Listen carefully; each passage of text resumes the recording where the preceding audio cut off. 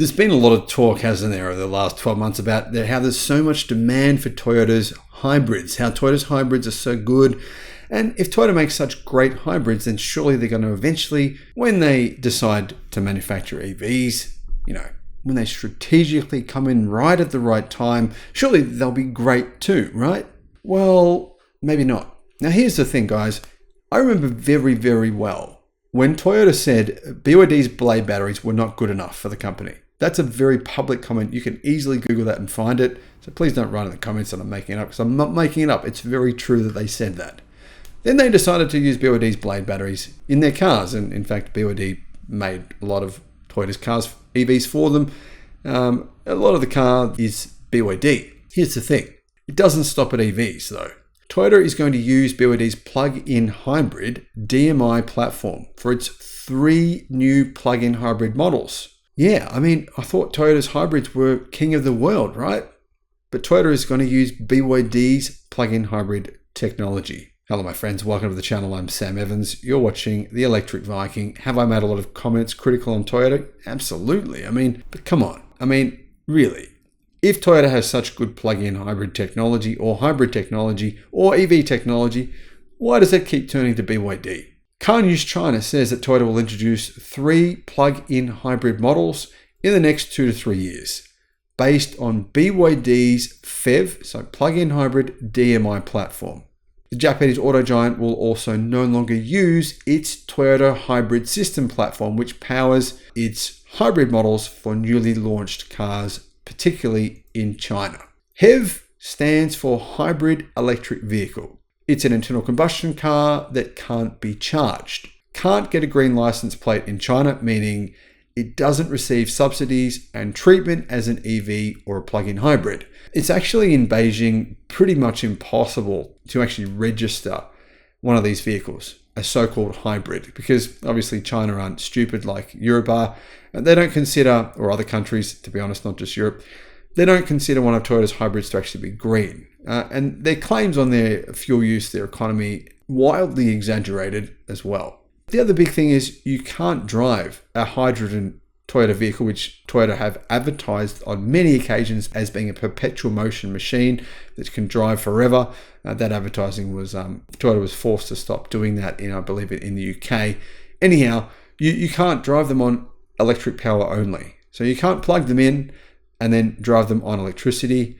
You can just run it as a hybrid. Anyway, it's kind of like Toyota Prius technology. Toyota previously launched E-Plus plug-in hybrid versions of the Corolla, the Levin, and the RAV4 in China, but they haven't really sold. These 3 new vehicles coming from Toyota will use different plug-in hybrid platforms from those models, which, like I said, that technology will come from BYD.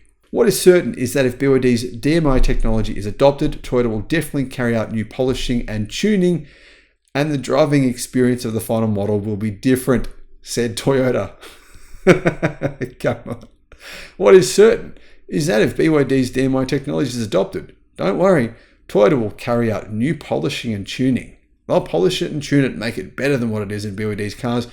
You know who doesn't believe that crap from Toyota? I know a lot of people in Australia believe that crap. A lot of people in America and a lot of people in Europe, don't get me wrong. If you believe it, I do feel sorry for you, because, you've been brainwashed since you were born by Toyota's advertising. They've spent billions of dollars brainwashing you. It's a religion. So I don't blame you. It's fair enough. But you know who doesn't believe this stuff? Chinese consumers don't believe it. They don't believe it, and so they aren't buying. Anyway, DM is BYD's plug-in hybrid platform, which stands for dual mode and was launched in 2008. Now, the 2008 technology that BYD had, to be honest, it wasn't really that good. So Elon Musk kind of laughed about BYD at the time, and the media have brought that up a lot of times. But to be fair, I don't think anyone really thought their technology was very good back then. I don't think if you asked BYD, they would say, oh yeah, it was good. They wouldn't. They'd say, no, it was crap, because it was.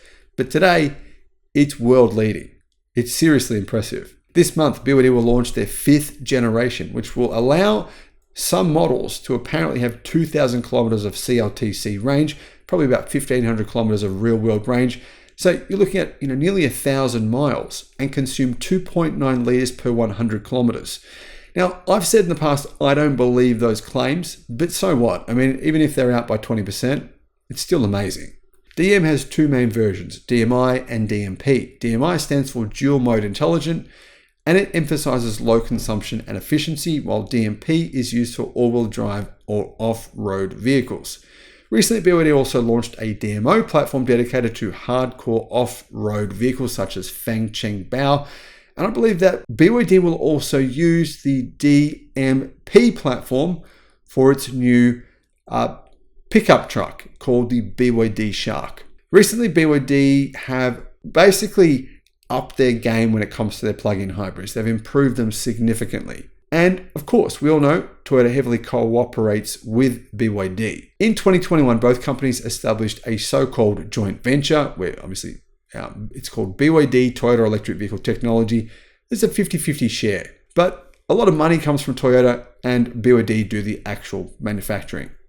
In 2023, Toyota launched its second all-electric car called the Toyota BZ3 sedan, which was so-called co-engineered with BYD. Now, I haven't worked out exactly what Toyota did, but we know that a lot of stuff in that vehicle is from BYD. It uses BYD's blade battery and BYD's motors. BYD supplied the LFP battery packs, the e-motor, and other in-car technology, which is why it's actually a pretty decent vehicle. Now, Car News China says Toyota has two main joint ventures in China with state-owned automakers FAW Toyota with First Automobile Works and GAC Toyota with Guangsu Automobile Group, or the company GAC who make the Aeon electric car brand. Now, Aeon electric cars have a huge amount of respect in China. They are selling really, really well. I believe over the last 6 months, they've been the second best-selling EV brand in China.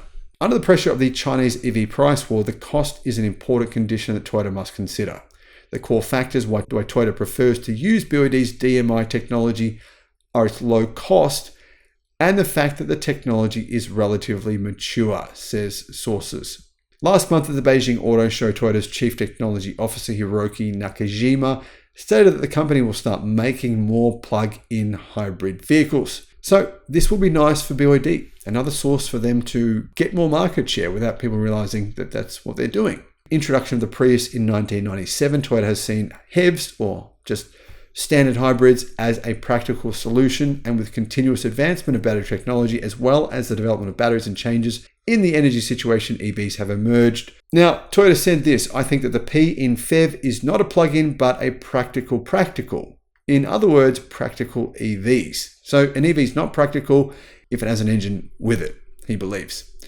Now, there are a lot of EVs now you can get in China that have more than 800 kilometers, even more than 1,000 kilometers of range, and they're going to be very common. So we'll see how that plays out for Toyota. But what I want to point out here, guys, is this. Not many people realize that a lot of Toyota hybrids worldwide are still sold using nickel metal hydride batteries. Now, I remember my battery drill, I had a cordless drill, when I was 18 years old. So this is going to tell you my age. I'm 42 now. 24 years ago, my battery drill had a nickel metal hydride battery. Well, today, Toyota still manufacture hundreds of thousands of EVs with nickel metal hydride batteries, which are extremely heavy. Now, you know the reason they do this? Is it because that technology is good? Well, no one else makes them, so I would say probably not. No, it's because Toyota just simply still have the production lines, and it's easy to just do what you've been doing for 24 years. Thanks for watching.